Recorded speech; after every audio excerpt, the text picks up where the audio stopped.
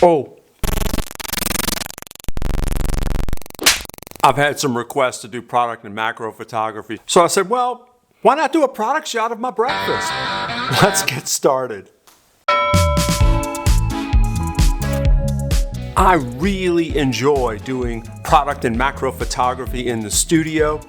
I don't get to do a whole lot of it because I'm a portrait photographer. Because I've had these requests, I'm going to show you a super simple setup that you can do indoors in studio if you have one. This is a very basic setup, but one you can scale as your needs require. And I'm going to build it around the Canon 100mm f2.8 macro lens. You don't have to have that lens to get a lot out of this video. It's just a lens I'm using because it's a great macro lens. First, we're going to start with the lens. Okay, this is the star of the show, the Canon 100mm f2.8L lens. This is the EF version. I'll talk about that a little bit in a minute. I'm using the Canon adapter to get it onto the mirrorless body.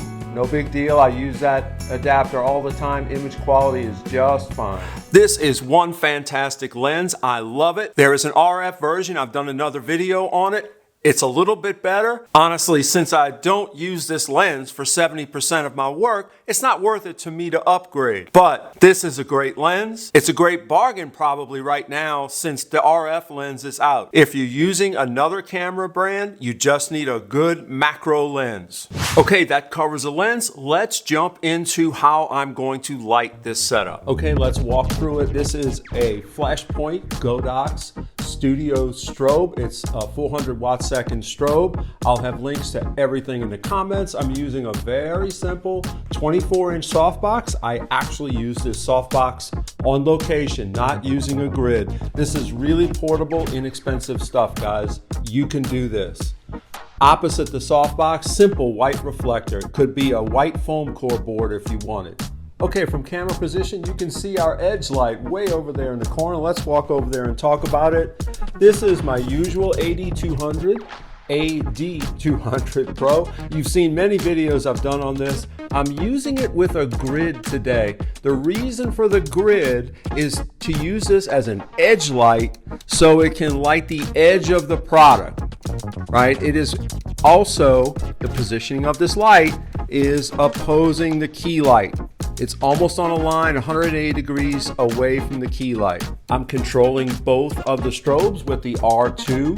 Flashpoint has a version. I'm just gonna throw, again, links in the comments. This is all simple stuff that I've done in my videos previously. Not my normal full studio setup, but as I said, it's a small setup that you can grow with, and it's inexpensive if you don't do this all the time. I'm going through this pretty quick, but you can scrub through the video to points that you need to redo. Let's talk a little bit about the photography here, composition and framing when you're doing product or macro work. If you're just doing macro work for fine art photography or photography for the sake of the photography, your composition will follow traditional principles, you know, golden mean, rule of thirds, things like that. You don't have any extra considerations. What do I mean by extra considerations?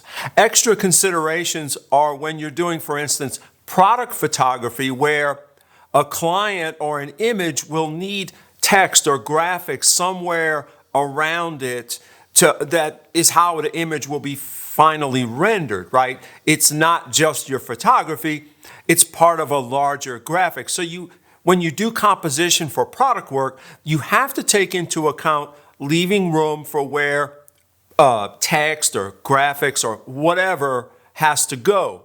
I myself do some stock photography, so I always leave room for someone to buy the image and lay in their own graphics, logos, text, whatever. If you're working for a client, they're definitely going to tell you exactly what you're going to need to do with this. So you have to adjust your composition in those terms. Does this make sense? Good. Another thing to consider if you're enjoying this video would be to click that like button as if you're creating a photographic masterpiece. I really appreciate it and it helps the channel. Thank you. Okay, now we get into the challenges of doing this. This is the heart of it. I've showed you the setup, I've showed you the gear, and that's all important just to get you here. Working with a macro lens for product or macro photography is a different world. It's a micro-macro world, as the name says. Depth of field and the angle you're shooting from become much more immediate and acute than you may be used to. You're only, in this case, about this far away from the subject with the lens. And if I were to open this 100mm lens up to 2.8, the depth of field is only about this deep. Well, that's not a lot of room. My croissant was this big. So if I was to shoot it length on, it wouldn't work. F-stop, angle, depth. Those are your three things you're really always juggling. In the session I shot here, I set it up for an edge-on shot, but knowing I probably wouldn't really like that, knowing that I would like the overhead shot much better. And you can see the finished images showing that in a few minutes here. I'll go through them. And the overhead shot's a much more pleasing image. But even the overhead, where it was only this deep, the focus on the top of the croissant and the board are very different. And as you can also see, the way I did the overhead shots, nothing fancy, just hand holding the camera. I had a fast enough shutter speed at 1/160th to pull it off. I recommend doing a tripod if you can get it. I just did this really quick this morning. All of this leads you to understand why I highly recommend shooting tethered. It doesn't have to be fancy. It doesn't have to be complicated. You can see the setup I used here with Lightroom, but you really need to know when you have the shot, when your depth of field is so narrow. And you can see if it looks good, if your lighting, your whole setup works. Tethered capture allows you to work and be very thoughtful about how you're doing it. Okay, here you go. Let's have a look at the final shots. Again, it was just breakfast, but you can make breakfast look really good if you do it right. The first image here is the one I set the lights on from the edge. As you can see, the front edge of the croissant is very much in focus, but right here, I mean, as soon as you move past the very front edge, in fact, this edge of the croissant is out of focus when this part of it.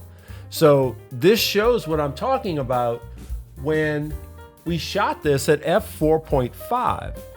So let's zoom out to this. Let's look at the other image, which really is the image I wanted to use in the first place. This is the top view. So over here, you can see the edge light coming in really makes the edge of this look really nice. When we zoom in, look at the sharpness of that lens. That macro lens really does the job. But look at the sharpness here versus the softness here. It doesn't look inappropriate because of the flat perspective, but there is a difference. And the focus, I think, was set about right here, and already on the point, we're going away with the thickness of our croissant. But overall, look at the image quality, sharpness, and color of that lens. It is just beautiful. I went over it really quick. Like I said, you can scrub through the video to replay parts if you missed something. And as always, I'm available in the comments for any questions you might have. Hope you enjoyed it. Hope you got something out of it. Until the next video, cheers.